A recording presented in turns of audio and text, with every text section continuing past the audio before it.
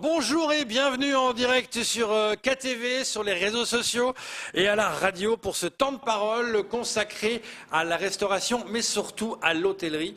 Et pour en parler, nous recevons Bruno Garcia du Caribou. Bonjour. Bonjour. Caribou, hein. Caribou, comme on dit. Voilà, tout à fait. Bonne année, hein. Bonne année, bonne année à tous nos auditeurs et bonne année à tous les Mahorais et à toutes les personnes qui vivent sur notre belle île que nous allons défendre. Et nous sommes là aujourd'hui, je suis là aujourd'hui pour en parler. Justement, parlons-en. Le couvre-feu a été annoncé lundi soir par le préfet à 18h, ce qui a pris un peu tout le monde de court, notamment votre profession. Jean-Henri Mandala était venu hier pour expliquer les problèmes de la restauration. Vous en connaissez aussi une partie, vu que vous faites aussi restauration. Et il y a aussi l'hôtellerie qui pose problème. On parlera déjà de la restauration. Qu'est-ce que cela implique pour vous ? Alors tout d'abord, les mesures qui ont été prises par le préfet, pour nous, dans le secteur hôtellerie-restauration, sont des mesures justes. Il faut le savoir. On ne remet pas en question ce qui a été fait, puisque ces mesures qui ont été mises en place sont des mesures pour notre sécurité.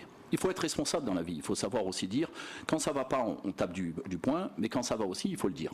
Les mesures auraient pu être des mesures beaucoup plus compliquées pour nous, dans le domaine de l'hôtellerie-restauration, est beaucoup plus compliqué pour l'ensemble des Mahorais. Aujourd'hui, pour en revenir à la restauration et surtout à l'hôtellerie, puisque c'est le sujet, nous sommes en train de nous adapter. Nous ne pouvons que remercier les autorités compétentes de nous avoir laissé la possibilité d'ouvrir jusqu'à 18h, ce qui nous ouvre une fenêtre sur un chiffre d'affaires le midi, qui aurait pu être un chiffre d'affaires fermé si le préfet avait décidé d'un confinement total de la population. Inutile de vous dire que c'était un confinement total, ça veut dire fermeture totale de tous les établissements. Donc aujourd'hui, cette porte, c'est une porte ouverte, d'accord, nous y rentrons, mais nous devons la respecter avant tout. La respecter, ça veut dire que dans tous les gestes barrières, dans tous les établissements, tout ce qui doit être fait. Nous sommes adaptés, pour en revenir à la restauration, nous sommes adaptés à cette situation, en faisant en sorte que notre clientèle locale et clientèle de l'hôtel, bon ça on en reparlera après, puisqu'il en reste très peu, hein, voilà, il faut dire les choses comme elles sont, puisse être servi convenablement. Donc nous sommes adaptés pour un service entre midi et 17h, en open, c'est-à-dire vous pouvez venir à 15h manger à l'hôtel Caribou, vous serez servi, 16h jusqu'à 17h. 17h, dans le respect bien sûr du couvre-feu, nous fermons notre établissement, notre personnel peut rentrer, d'accord, et faire en sorte que l'on puisse faire travailler cette économie. Mais maintenant, le souci, c'est l'hôtel. Alors, qu'en est-il ? Alors, dans le souci de l'hôtel, je voudrais revenir sur quelque chose, Léo, dont on parle très rarement sur les plateaux de télé. C'est l'impact psychologique que ça peut avoir sur les employés, l'impact psychologique que ça peut avoir sur les dirigeants. Il faut savoir que depuis un certain temps, on ouvre, on referme, on ouvre, on referme, on ouvre, on referme. Cet impact psychologique n'est pas mesurable et on n'en parle pas assez puisqu'on parle toujours d'économie. Ce qui est normal puisque c'est le nerf de la guerre. Mais on ne parle pas assez des employés qui en subissent les conséquences, les dirigeants qui en subissent les conséquences. Nous vivons un moment extrêmement compliqué. Nous vivons peut-être le seul moment où employés et patronat sont ensemble main dans la main.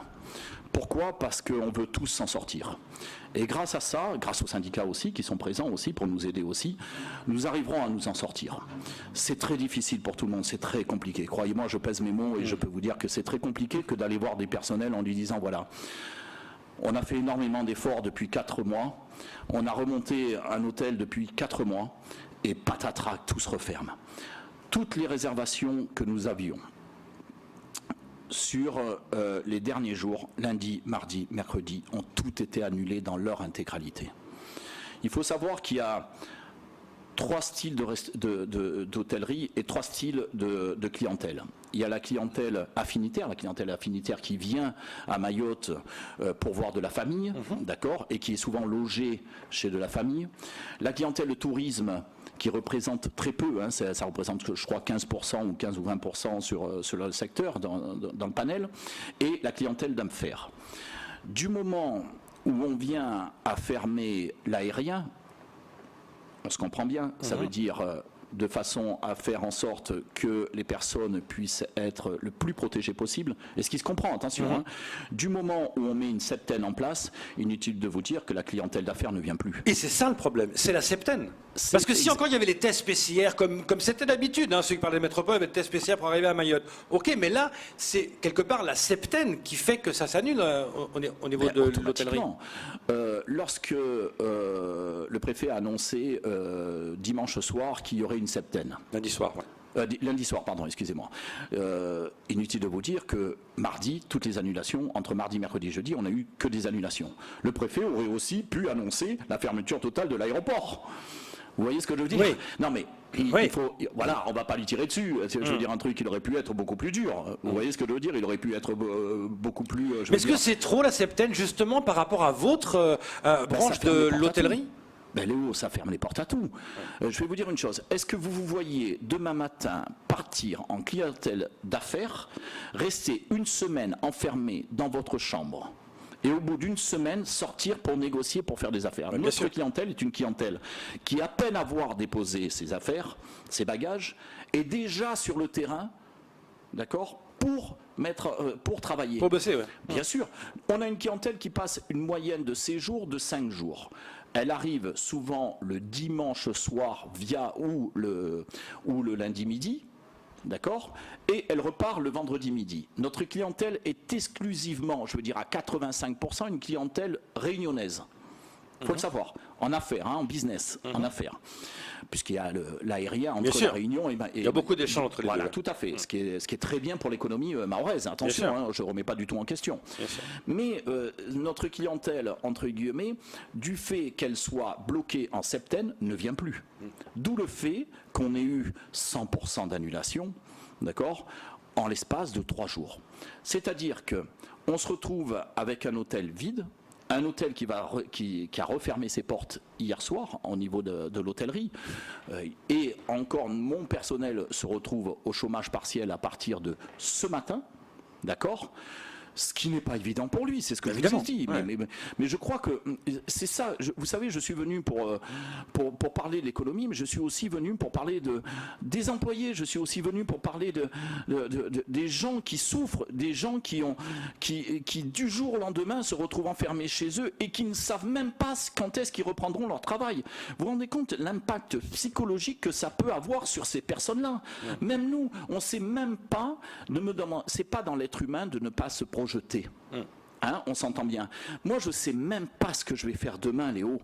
Vous vous rendez compte? Je n'arrive même pas à me projeter jusqu'à la semaine prochaine. Mais est-ce que ça met en péril le Caribou? Ben, je vous ai répondu. Du moment où il y a quelque part un manque de clientèle et que l'on ferme un établissement et qu'on met des gens au chômage partiel et qu'on ne sait pas quand est-ce qu'on va reprendre, inutile de vous dire qu'il ne suffit pas d'avoir un bac plus 10 pour en comprendre les conséquences et ce qui peut arriver. Aujourd'hui, on peut rouvrir dans 1 mois, 2 mois, 3 mois, 4 mois, 5 mois, j'en sais rien. Et pour me faire refermer dans combien de temps? Dans 2 mois, 3 mois, 4 mois? C'est ça la problématique, c'est qu'on n'arrive pas à se projeter. Les investissements qu'ils ont faits, puisqu'on va en parler aussi du secteur, je vais surtout axer sur l'aspect psychologique. Bien sûr, c'est important. Que ça peut avoir sur les gens, c'est très important et on n'en parle pas assez. Employés et patronat, parce que vous vous battez pour non seulement l'établissement, mais également pour le personnel. Je me bats pour mes employés, comme tout le monde. Bien sûr. Vous croyez que ça me fait plaisir de dire à mes employés vous allez être au chômage partiel? Vous croyez que ça me fait plaisir de savoir qu'il y a des gens qui se retrouvent chez eux? Il y en a qui ont craqué. Non, parce que les gens sont compréhensifs et parce que les gens tiennent bon encore. Mais combien de temps encore, Léo? Combien de temps? La psychologie, c'est pas de se dire que c'est pas quelque chose de visible. Vous savez combien de fois il y a des gens qui mettent fin à leur vie et qu'ils étaient 5 minutes avant à vous en train de rigoler, en train de plaisanter, en train de boire un coup avec vous et que jamais vous auriez imaginé l'inimaginable. On ne sait pas. On ne sait pas comment peuvent réagir les gens. Nous, en tant que patron, moi en tant que patron, je suis là pour protéger mes employés. Je suis là pour faire en sorte qu'ils puissent être le mieux possible. Et ça, je vous le dis, on n'en parle pas assez sur les plateaux de télé, sur tous les plateaux de télé. Je regarde souvent les émissions de télévision. En métropole, on parle d'économie. Mais là maintenant, on commence à parler des jeunes. Là, on parle beaucoup maintenant des jeunes qui ont ce souci-là, qui sont laissés pour compte, et il y a plus de dépression et de suicide chez les jeunes à cause du Covid. Donc on commence maintenant à parler de l'effet psychologique sur les gens. Léo, je suis d'accord avec vous, mais je pense que vous le comprenez très bien, c'est qu'on commence à parler des jeunes 1 an après. Ouais, c'est vrai. Mais trop tard, excusez-moi. Vous savez, c'est pas une fois que l'âne est mort qu'on lui donne à manger. C'est une expression, mais c'est une expression qui est valable. Alors, est-ce qu'il faudrait mettre un suivi psychologique pour les employés? Moi, je pense qu'aujourd'hui, il faudrait... Alors, j'ai pas des cellules, c'est-à-dire que ce que je veux expliquer par là, c'est que nous sommes tous dans le même bateau. Et c'est pour ça que je vais rebondir aussi sur quelque chose, pour appeler la population mahoraise à être responsable, parce que c'est notre rôle aussi de le dire. C'est notre rôle aussi de montrer l'exemple. Nous ne montrons pas l'exemple. Moi, personnellement, à combien de fois, et puis je l'assume, il m'est arrivé de sortir sans mettre le masque. Combien de fois? Il faut assumer, il faut le dire, on le fait tous. Dominique Voynet sur le plateau avait dit, elle voyait un relâchement total de la population par rapport à ça. Mais vous savez, du moment où on critique Dominique Voynet, on critique le préfet, on critique toutes les personnes qui nous sont nos représentants, mais quelque part, ils sont là pour sauver des vies. Moi, je vais vous dire une chose, quand j'étais tout petit, ma mère me disait surtout ne touche pas le feu, ça brûle. Ne touche pas le feu, ça brûle, ne touche pas le feu, ça brûle. Un jour, j'ai touché le feu, je me suis aperçu que ça brûlait. Bah oui. Et ben On a voilà, tous fait vous ça. en avez l'exemple. C'est-à-dire que lorsque vous avez Dominique Voynet ou que vous avez le préfet qui vous disent attention la population, c'est qu'ils savent pertinemment ce qui va arriver. Mais attendez, ils ont un coup d'avance sur nous. Ils savent pertinemment, ils ont des choses qu'ils savent que nous ne savons pas. Oui, mais ils pilotent aussi beaucoup à vue. On voit que tout le monde pilote à vue parce qu'on ne sait pas. Les gouvernements pilotent. On ne sait pas comment va tourner cette épidémie. Vous avez entendu, Léo, ce que je viens de vous dire juste avant. Juste avant, je vous ai dit que l'être humain ne peut pas. C'est inconcevable psychologiquement de ne pas se projeter. Donc, on ne se projette pas. C'est-à-dire que, est-ce que le préfet ou Dominique Voynet ou moi, on est capable de savoir ce qui va se passer la semaine prochaine? Non, on espère que dans 15 jours, ce sera levé, mais personne ne le sait. Mais personne ne le sait. Mais on est tous, et j'explique, on est tous sur la même île, j'allais dire sur le même bateau. Oui, c'est lié. Ouais, en même temps, c'est lié. On est tous sur la même barge. Mais Voilà. cela étant, par rapport à l'économie, la santé privée, on est d'accord, mais par rapport à l'économie, pour votre établissement, il y a quand même eu des aides qui ont été là par l'État. Est-ce qu'elles ont été suffisantes d'après vous? Alors, les aides qui ont été mises par l'État, alors je tiens à le préciser, le chômage partiel qui est une très bonne chose, qui permet de sauver beaucoup d'entreprises. Le prêt garanti d'État, c'est pas quelque chose que l'on nous a donné.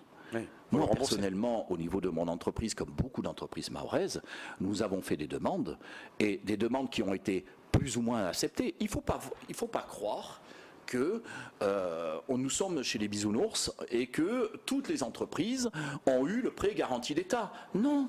Non, le prêt garanti d'État, c'était simplement, après vérification de votre solvabilité, parce qu'il faut dire les choses comme elles sont, de votre solvabilité, vous aviez, en l'occurrence, un prêt de demander, vu à la baisse, très souvent, bien sûr, plutôt qu'à la hausse, mettant en danger, en péril, non seulement la banque, mais en plus l'entreprise. Vous voyez ce que je veux dire? Mais aujourd'hui, le prêt garanti d'État, regardez, on est à 1 an après. Je me rappelle, on s'était rencontrés il y a 1 an en arrière, presque, j'allais dire, c'était au mois de mars. Vrai, et j'étais sur votre plateau. Il y avait le directeur de la BFC qui était là, d'ailleurs, qui nous a énormément rendu service dans beaucoup d'entreprises. Je tiens vraiment à saluer cette banque, d'accord? Je tiens vraiment à vous le dire, sans leur faire bien sûr de la pub, mais il faut aussi dire et remettre à César ce qui est à César.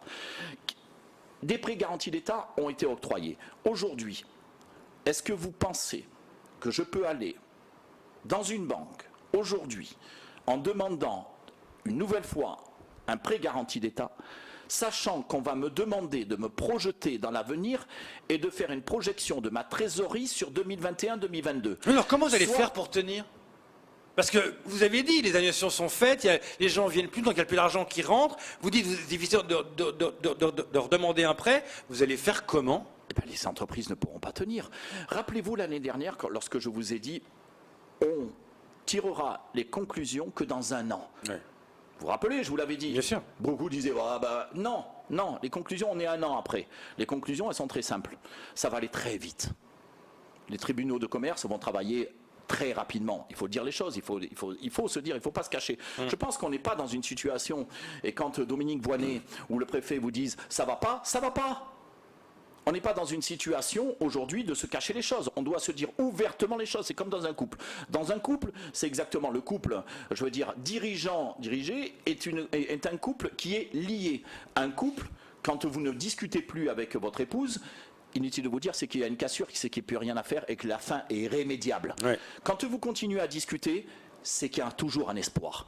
Et là, on est toujours dans la discussion. Vous gardez espoir?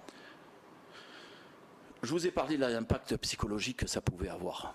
Est-ce que vous croyez que, lorsque je vous dis que ça a un impact psychologique sur les dirigeants, je ne me sens pas concerné? Ah, si, bien sûr. Voilà. Je pense avoir répondu à votre question. Merci beaucoup d'être venu ce matin pour en parler. Dieu sait si c'est important. Merci. Merci Léo, merci de m'avoir reçu. C'est tout pour ce temps de parole.